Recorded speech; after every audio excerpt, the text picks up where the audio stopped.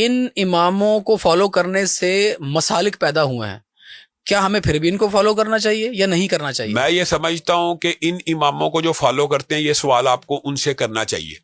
اور آپ یہ دوسری جو بات کر رہے ہیں نا، اس کے اندر ایک بات ہے. امام ابو حنیفہ رحمہ اللہ کو فالو کرنے والے تقلید جامد کے بھی قائل ہیں. یعنی وہ ایسی تقلید کرتے ہیں کہ وہ کہتے ہیں اس دائرے سے باہر نہیں نکلنا. جبکہ امام احمد ابن حنبل کے جو فالوورز ہیں، امام مالک کے جو فالوورز ہیں، یا امام شافعی کے جو فالوورز ہیں، ان کا دائرہ تقلید جامد کا نہیں ہے. ایک بات میں ضمنی طور پہ کہنا چاہتا ہوں، یعنی احناف کا دل نہیں دکھانا چاہتا، لیکن یہ بات جو فیکٹ ہے وہ یہ ہے کہ امام احمد ابن حنبل کی حدیث کی سب سے بڑی کتاب ہے مسند امام احمد. امام مالک کی موطا، امام مالک بخاری شریف سے پہلے سب سے زیادہ اوتھینٹک کتاب سمجھی جاتی تھی، اور بخاری شریف پوری میں موجود ہے 4 حدیثوں کے علاوہ. امام شافعی کے پاس کتاب ہے مسند شافعی حدیث کی. یہ تینوں امام ائمہ محدثین ہیں. اہل حدیث ان سے احادیث لیتے ہیں، لیکن ان کے مقلد نہیں ہے. مقلد جو ہے نا، مقلد ہونا صرف ایک ہستی کو زیب دیتا ہے، وہ رسول اللہ صلی اللہ علیہ وسلم کی ذات ہے. اگر تقلید کرنی ہے، مثال دے رہا ہوں، اگر تقلید کہتے ہیں جی فرض ہے، لیٹس سپوز ان کا آرگیومنٹ مانگ لیا، تو کس کی فرض ہونی چاہیے؟ رسول اللہ کی ہونی چاہیے. اچھا چلے یہ بڑی جو امام جعفر صادق کی آپ نے بات کی ہے، میں کہتا ہوں کہ اگر تقلید واجب ہے، ان کے نزدیک واجب ہے یا فرض ہے، تو کس کی فرض ہونی چاہیے؟ رسول اللہ کی ہونی چاہیے کہ امتیوں کی ہونی چاہیے. امتی اور نبی کے اندر بہت زیادہ سٹیٹس کا فرق ہے. میں اس سے ریلیٹڈ ایک اور سوال کرتا ہوں.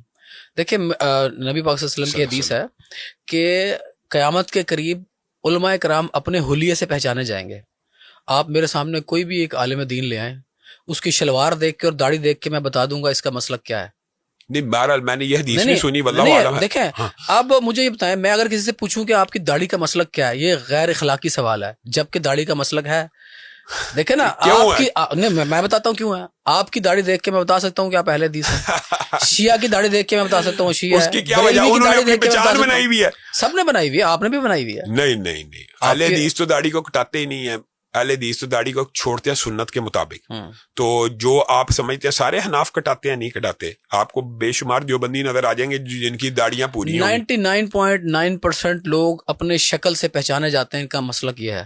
نہیں، میں آپ سے ایک سوال پوچھنا چاہتا ہوں، کیا احناف کے اندر سارے علماء داڑھی کترواتے ہیں؟ نہیں، کوئی چھوڑ بھی دیتے ہیں. نہیں، یہ مسئلہ میرا سوال سمجھا نہیں آپ نے.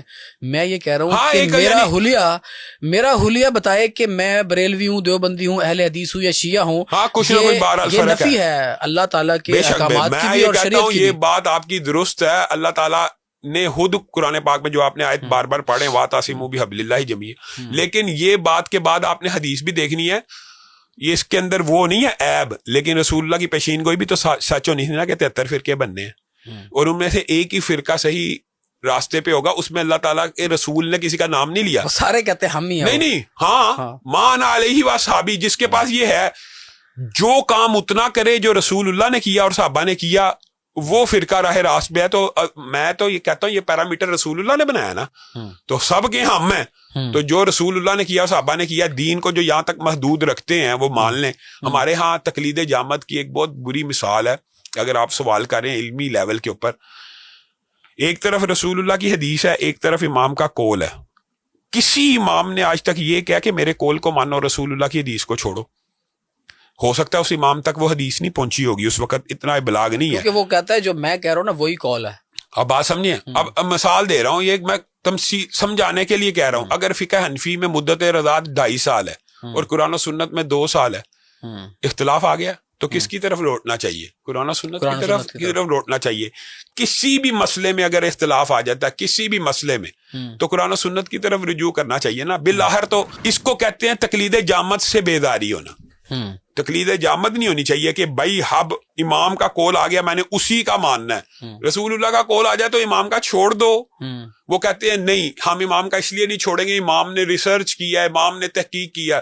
یہ عذر اللہ کے سامنے نہیں چل رہا. میں تو اکثر یہ بات کہا کرتا ہوں، ایک بندہ ہاتھ نیچے باندھتا ہے اس نیت کی بنیاد کے اوپر کہ رسول اللہ نے نیچے باندھے ہیں، تو اس کا عقیدہ درست ہے.